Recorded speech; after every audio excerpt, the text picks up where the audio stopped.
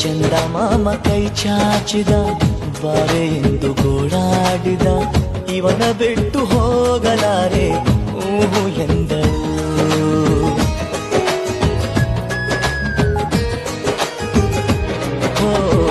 ಅಂತರಂಗ ಹಾಲಾಯಿತು ಅಂತೂ ಇಂತೂ ಹೆಪ್ಪಾಯಿತು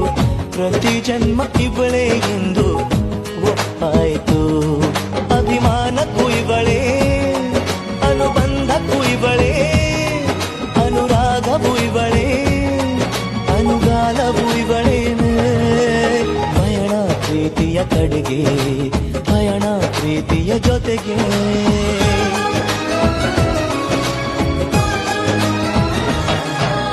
ಮಾನಸ